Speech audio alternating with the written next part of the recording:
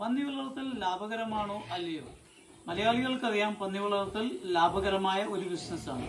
പക്ഷേ എപ്പോഴും അതിന്റെ പുറകിലുള്ള ഒരു വശം എന്ന് പറഞ്ഞാൽ ഒരു ബുദ്ധിമുട്ടുള്ള ജോലിയാണ്. എപ്പോഴും നമ്മൾ അതിന്റെ പുറകെ വേണം. അതുപോലെ തന്നെ വൃത്തിഹീനമായ സാഹചര്യങ്ങളായിരിക്കും പലപ്പോഴും. പന്നിയുടെ ആക്രമണങ്ങൾ ഉണ്ടാകുന്നു. ഇങ്ങനെയുള്ള പല ആശങ്കകൾ ആണ് നമ്മുടെ ആളുകൾക്ക് ഇതിൽ നിന്നും കുറച്ച് മുന്നോട്ട് മാറുവാനുള്ള പ്രധാന കാരണം. പക്ഷെ ഇന്ന് കൊറോണയും സാഹചര്യങ്ങളും ജോലി നഷ്ടപ്പെടുകയും ആയപ്പോൾ പലരും അഗ്രികൾച്ചർ ഫാമിംഗ് മേഖലയിലേക്ക് തിരിയുന്നു. പ്രത്യേകിച്ച് പുതുതലമുറ. അവർക്ക് വേണ്ടിയുള്ള ഒരു കുഞ്ഞു വീഡിയോയാണ്. നിങ്ങൾക്ക് ഇഷ്ടപ്പെട്ടാൽ വീഡിയോ മുഴുവൻ കണ്ട് നിങ്ങൾക്ക് ഇഷ്ടപ്പെട്ടാൽ നിങ്ങൾ ലൈക്ക് ചെയ്യുക, സബ്സ്ക്രൈബ് ചെയ്യുക. തുടർന്നുള്ള വീഡിയോകളിൽ ഇതിന്റെ ഉൾത്തലങ്ങളിലേക്ക് മരുന്ന്, പ്രസവം, മറ്റുള്ള രീതികളിലേക്കുള്ള ഓരോരോ ഘട്ടങ്ങളിലായിട്ടുള്ള വീഡിയോ ഞാൻ ഉടനെ ചെയ്യുന്നതാണ്. അപ്പോൾ പന്നി വളർത്തൽ രണ്ടു തരത്തിലാണ് നമുക്ക് ലാഭകരമാകുന്നത്. ഒന്ന്, നമ്മൾ അതിന്റെ മീറ്റ് സെയിലിംഗിന് വേണ്ടി. രണ്ട്, പന്നി കുഞ്ഞുങ്ങളെ വിൽപ്പന ചെയ്യുന്നത്.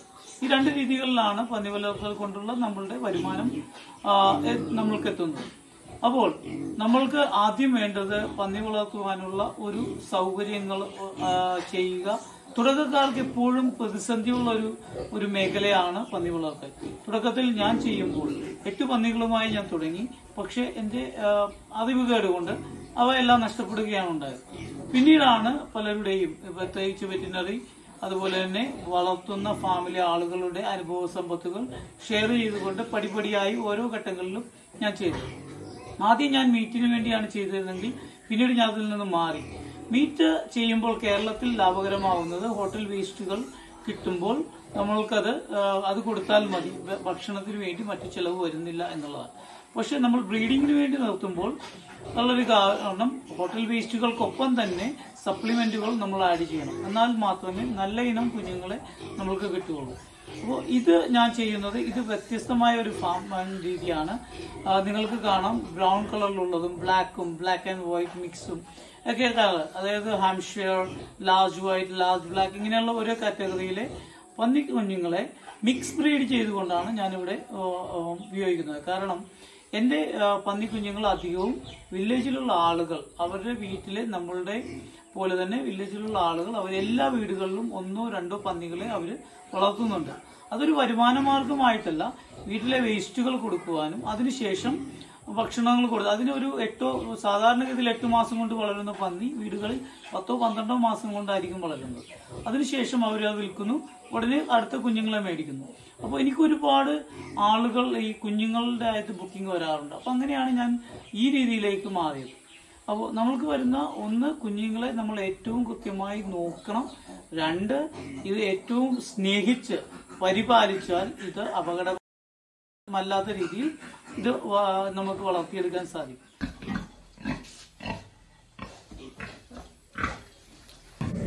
ഇതിന്റെ ലാർജ് ബ്ലാക്ക് എന്ന കാറ്റഗറിയിൽപ്പെട്ടതാണ്.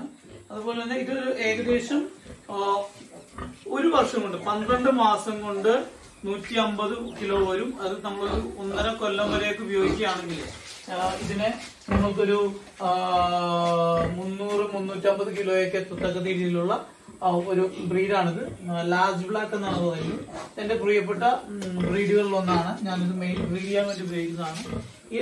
ഈ ആൺപന്നിയുടെ അടുത്ത് പെരുമാറാൻ എല്ലാവർക്കും വളരെ പേടിയാണ്. കാരണം എന്താണെന്ന് വെച്ചിട്ടുണ്ടെങ്കിൽ എപ്പോഴും ആളുകളെ കടിക്കുന്നു, അങ്ങനെയുള്ള പ്രശ്നങ്ങളൊക്കെ പറയാറുണ്ട്. പക്ഷെ ഇതിനോട് എനിക്ക് എപ്പോഴും അടുത്തിടപഴകാൻ സാധിക്കും. ഒരു രീതിയിലും ശല്യക്കാരനല്ല. കാരണം ചെറുപ്പം മുതൽ തന്നെ ഇതിനെ ഏതാണ്ട് നമ്മുടെ കയ്യിൽ കിട്ടുമ്പോൾ തന്നെ കളിപ്പിച്ച് നമ്മൾ ഇതിന്റെ അടുത്ത് ഇടപഴകിയാൽ ഒരിക്കലും ശല്യക്കാരനല്ല. ഞാൻ വന്ന് അവനെ തടകിയപ്പോ കണ്ടോ, കിടന്നു വരും. കാരണം അവനെ നമ്മൾ ആ മസാജ് ചെയ്ത് കൊടുക്കാൻ വേണ്ടിയിട്ടാണ്.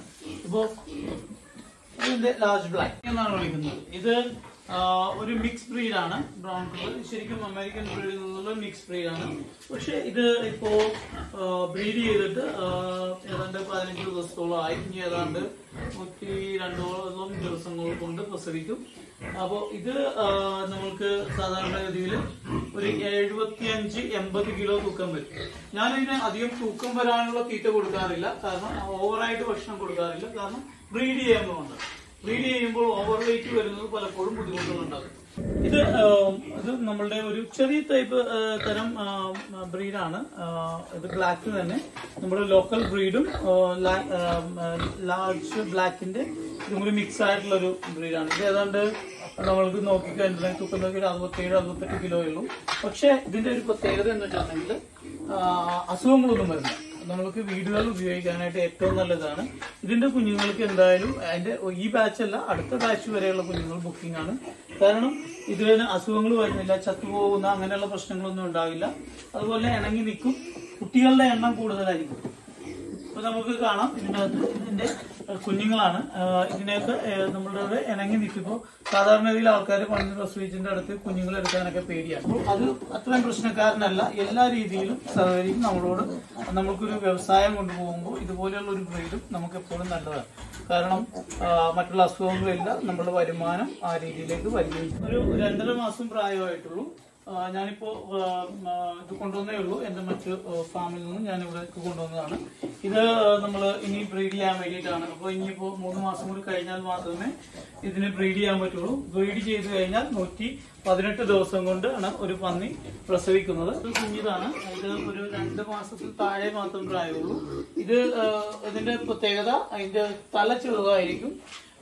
ഒരു ഹാംഷെയർ മിക്സ് ആണിത്.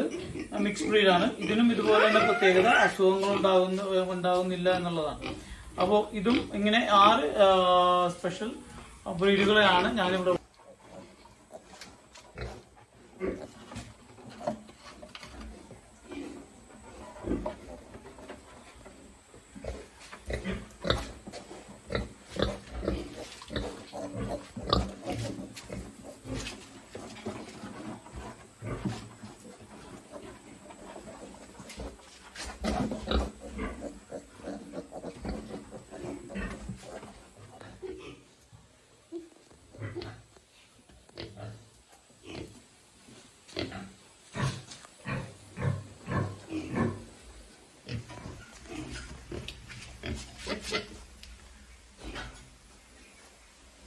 അപ്പോൾ നിങ്ങൾ എന്റെ പന്നികളെയും കുഞ്ഞുങ്ങളെയും കണ്ടു. എത്ര സ്വീകാര്യമായി അത് ഏറ്റവും നല്ല രീതിയിൽ നല്ല പരിചരണം കൊടുത്തു വളർത്തുകയാണെങ്കിൽ അതുകൊണ്ട് നമ്മൾക്ക് ലാഭകരമാണ്. നമ്മളൊരു പന്നിയെ വാങ്ങിയാൽ നമ്മൾ ഏറ്റവും നല്ല ബ്രീഡ് നോക്കി വാങ്ങാൻ ശ്രമിക്കണം. ബ്രീഡിന് അതിന്റെ ബ്രാൻഡ് അല്ല ലാർജ് വൈറ്റ്, ലാർജ് ബ്ലാക്ക് അല്ലെങ്കിൽ ഹാംഷെയർ. ഇതിന്റെ നല്ല ഇനം കുഞ്ഞുങ്ങളെ തിരഞ്ഞെടുക്കുന്നത് എപ്പോഴും നമ്മളുടെ ആ പന്നികളെ തിരഞ്ഞെടുക്കുന്നതിനൊരു രീതിയുണ്ട്. അതിന്റെ നീളം, അതിന്റെ മുലക്കണ്ണുകളുടെ എണ്ണം, അതിന്റെ ചെവി, ഇതെല്ലാം നമ്മൾ പ്രത്യേകതയാണ്. അതുപോലെ തന്നെ അതിന്റെ മാതാപിതാക്കൾ ഏത് തരത്തിലുള്ളതാണ്, അവർക്ക് എങ്ങനത്തെല്ലാം അസുഖങ്ങൾ ഉണ്ടാകുന്ന തരം മാതാപിതാക്കളാണ്. ഇങ്ങനെയുള്ള കുറെ കാര്യങ്ങൾ നമ്മൾ ശ്രദ്ധിക്കുക. ബ്രീഡിംഗ് പർപ്പസ് നമ്മൾക്ക് കുട്ടികളെ വിൽക്കുന്ന ഒരു ബിസിനസ് ആകുമ്പോൾ ഇത്രയും കാര്യങ്ങൾ നമ്മൾ വളരെ കൃത്യമായിട്ട് ശ്രദ്ധിക്കണം. അതുപോലെ തന്നെ ഭക്ഷണ രീതി നമ്മൾ അധികം ശ്രദ്ധിക്കണം. ഇതിനുങ്ങൾക്ക് നമ്മൾ സാധാരണഗതിയിൽ ഞാൻ കൊണ്ടുവന്ന എല്ലാ ഭക്ഷണങ്ങളും കൂടി കൊണ്ടുവന്നിടും. അത് നിങ്ങളുടെ ആവശ്യത്തിന് കഴിക്കും, ഉറങ്ങും. അതല്ല, ആ രീതിയിലേക്ക് നമുക്ക് ഒരിക്കലും ബ്രീഡിംഗ് പർപ്പസിന് വേണ്ടി വളർത്തുന്ന പന്നികളെ വളർത്താൻ നമുക്ക് സാധിക്കില്ല. കാരണം ബ്രീഡിംഗ് പർപ്പസിന് വേണ്ടി വളർത്തുന്നത് നിങ്ങൾക്ക് ഒരു നമ്മൾ നിശ്ചിത അളവ്, നമ്മുടെ പന്നി എന്തോരം ഭക്ഷണം കഴിക്കുമെന്ന് അറിയാം.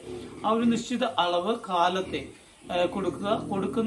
ഇന്ന് കൊടുക്കുന്ന സമയം തന്നെ ആയിരിക്കണം കണ്ടിന്യൂസ് ആയിട്ട് എല്ലാ ദിവസവും കൊടുക്കേണ്ടത്. കാലത്ത് നമ്മളൊരു 8 മണിക്ക് കൊടുക്കുകയാണെങ്കിൽ അത് ഭക്ഷണം കഴിച്ചു കഴിയുമ്പോൾ തന്നെ പാത്രത്തിലേക്ക് നമ്മൾ വെള്ളം ഒഴിച്ച് അത് ക്ലീൻ ചെയ്തിടുക, വെള്ളം മാത്രമായി ഇടുക. പിന്നെ അതിനുശേഷം നമ്മൾ വൈകുന്നേരമാണ് കൊടുക്കേണ്ടത്. നമ്മൾ വൈകുന്നേരം ഭക്ഷണം കൊടുക്കുക. അതായത് നമ്മളൊരു ഇരുട്ടാകുന്നതിന് മുമ്പേ ഒരു 4 മണിക്കോ 5 മണിക്കോ നമ്മൾ കൊടുക്കുക. അപ്പോൾ അത് കഴിച്ചു കഴിയാനുള്ള സമയം ഉണ്ടാവും. ഇരുട്ടായി കഴിയുമ്പോൾ ഭക്ഷണം കഴിക്കാനുള്ള ഒരു ബുദ്ധിമുട്ടുണ്ടാവും. എന്ത് ഭക്ഷണം വേണമെങ്കിലും നമുക്ക് കൊടുക്കാം. ഇപ്പോൾ ഹോട്ടൽ വേസ്റ്റ് മാത്രം ചെയ്യുന്ന ആളുകളുണ്ട്. പക്ഷേ ഹോട്ടൽ വേസ്റ്റുകൾ കൊടുക്കുമ്പോൾ അതിന്റെ ഒപ്പം തന്നെ തവിടും അതുപോലെ തന്നെ നമ്മളുടെ പിഗ് ഫീഡ് നമുക്ക് മേടിക്കാൻ അവൈലബിൾ ആണ്. നല്ല ബ്രാൻഡുകളുണ്ട്. അപ്പോൾ നമുക്കത് വളരെ ചെറിയ അളവിൽ മാത്രം മിക്സ് ചെയ്ത് കൊടുക്കുക. ഞാൻ അധികവും കൊടുക്കുന്നത് ഇതുപോലെ തന്നെ പിഗ് ഫീഡും പ്ലസ് നമ്മുടെ തവിടും ചോറും, അതായത് കഞ്ഞി വെച്ച ചോറും കൂടി മിക്സ് ചെയ്താണ് ഞാൻ കൊടുക്കുന്നത്. അത് കൃത്യമായ ഒരു അളവ് തന്നെ ഞാനത് സൂക്ഷിക്കുന്നു. ഒരേ സമയങ്ങളിൽ കൊടുക്കും. അപ്പൊ അതുപോലെ തന്നെ ഇതുങ്ങൾക്ക് ഒരുപാട് മെഡിസിനുകൾ നമ്മൾക്ക് ഇതിന്റെ രോഗ പ്രതിരോധ ശേഷി മനസ്സിലാക്കി അവരുടെ അസുഖങ്ങൾ ആദ്യഘട്ടത്തിൽ തന്നെ നമ്മൾ പരിഹരിക്കേണ്ടതുണ്ട്. അപ്പൊ അതുമായി ബന്ധപ്പെട്ട് നമ്മളുടെ അസുഖങ്ങൾ, പ്രസവം ഇതെങ്ങനെ ചെയ്യാമെന്നുള്ളതിനെ കുറിച്ചുള്ള അടുത്ത വീഡിയോയിലൂടെ നമുക്ക് കാണാം. നിങ്ങൾക്ക് എന്റെ വീഡിയോ ഇഷ്ടപ്പെട്ടെങ്കിൽ സബ്സ്ക്രൈബ് ചെയ്യുക. ഉടനെ തന്നെ നിങ്ങൾക്ക് ഒരു പന്നിയുടെ പ്രസവം പരിചരണത്തെക്കുറിച്ച് അടുത്ത വീഡിയോ ഞാൻ നൽകുന്നത്.